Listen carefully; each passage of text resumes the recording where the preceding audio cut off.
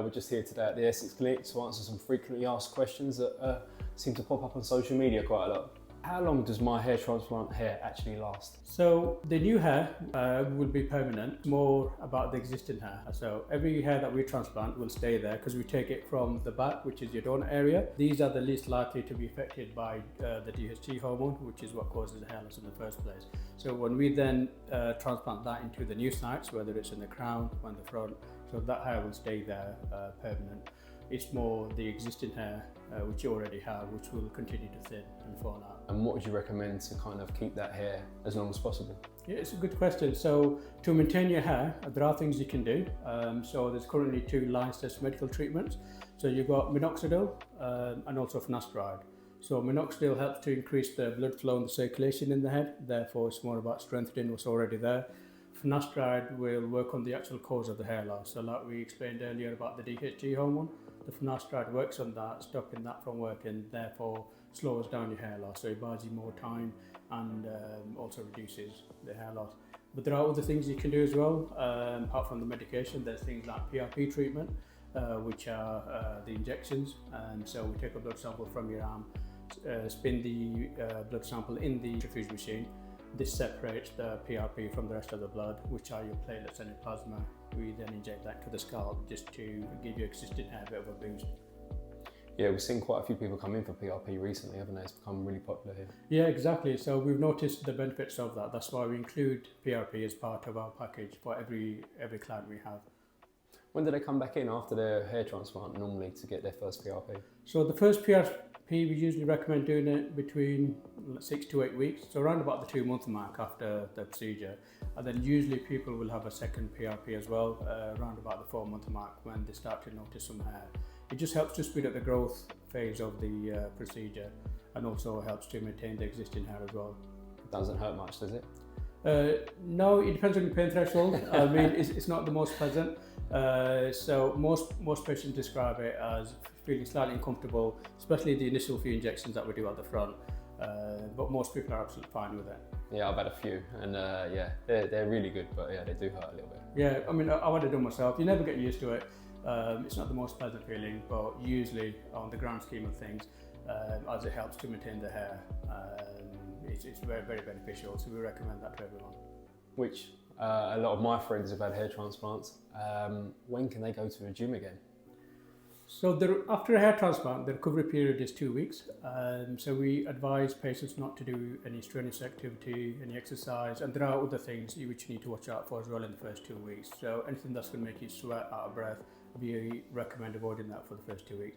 After 2 weeks, you can slowly start to do your regular activities like going to the gym, exercise, but we say maybe take it easy in the first few weeks back. Around about the month mark, that's when you can do everything essentially full on back to normal. So it's not just the strain, it's the sweat as well? Yeah, the sweating in particular, yeah. But it may help, it may cause some of the grafts to dislodge. But usually after 2 weeks, you can do your regular activities back to normal. And if any of the grafts do dislodge, what do you do? Do you... If they do dislodge, I mean, that's something that you need to watch out for. It depends what you mean by dislodge. If you do physically see the graft having been displaced or you notice a bit of bleeding, we recommend you get in touch with a surgeon. We'll give you more personalised advice. If you feel that you've accidentally just touched the grafts, on most cases that's going to be absolutely fine. There's nothing to worry about, but just avoid repeated touching or scratching or rubbing the grafts. So basically call the hair clinic straight away if that does happen? Exactly, yeah. How long can I wear a cap after I have a hair transplant?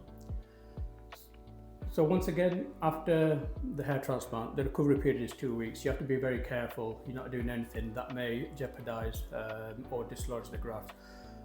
We usually recommend not to wear any headgear or caps in the first 2 weeks. After 2 weeks, you're free to wear any headgear like baseball caps or beanie hats. That should be absolutely fine because the hairs are securely in place at that time. So this is the same for people like us guests who work on building sites who need to wear like a hard hat? Yeah, exactly. After 2 weeks, you should be fine. There's no worry because the grafts are firmly in place at that point. So you can start wearing caps, hats after 2 weeks. How long can you go on holiday after having a hair transplant? And is the sun good for hair growth, or would you avoid it because it causes the skin damage as such? So it depends where you're going. If it's somewhere quite mild, you can go on holiday straight after. We advise being cautious in the first few weeks. And then if you are going to go somewhere where it's quite hot, say in the Middle East or Spain, where it's going to be very hot, you may be sweating, we advise wearing caps or using headgear or sitting in the shade. Then in the first, essentially 6 months or so, you want to avoid areas where you're going to get sunburnt, because this may affect the growth.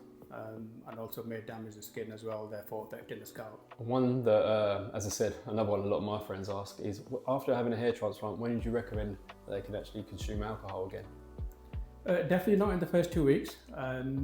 There's a few reasons for that. One is alcohol affects wound healing, so it delays the healing process. Secondly, you routinely give prophylaxis antibiotics to all our clients after they've had a hair transplant.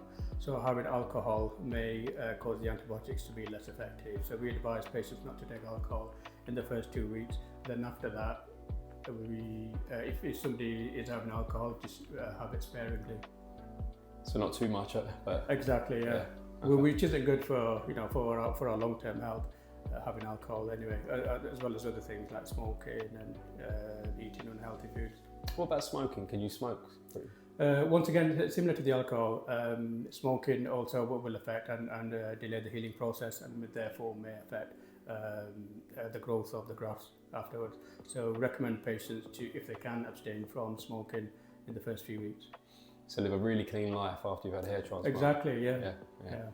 How long before I can go for a haircut, or I can even shave part of the donor hair area? I know when I had my hair done, I couldn't wait to kind of get the kind of hair evened out again.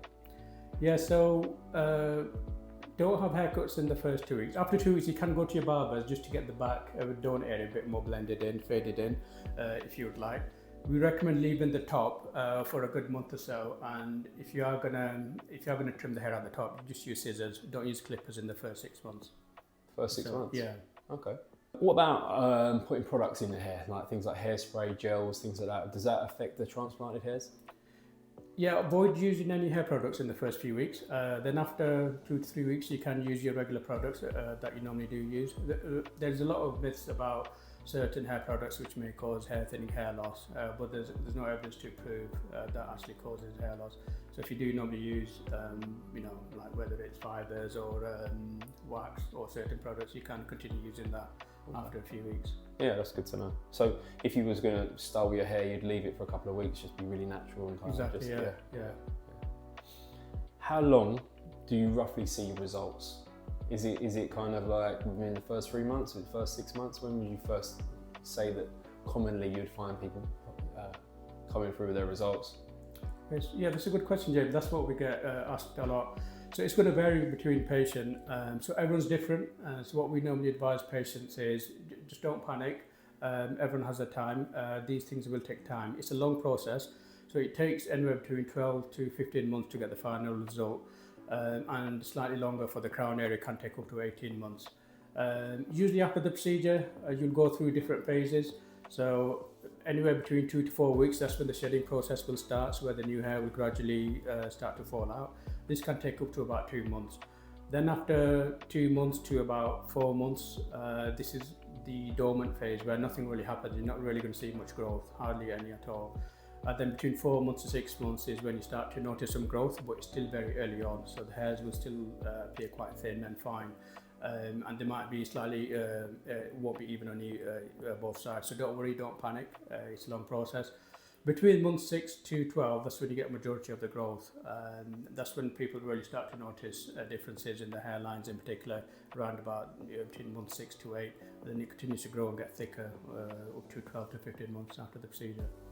So why does the crown area take longer than anywhere else? It's just, I think it's slightly less vascular there, and the crown area usually will take slightly longer. We don't know the exact blood flow, reason. is it? Kind of gets to the area? Yeah, so it's slightly less vascular, but we don't know the exact reason. It always takes slightly longer in the crown compared to the hairline areas. I think it's also the way the hair grows in the crown, slightly more vertical compared to the frontal areas.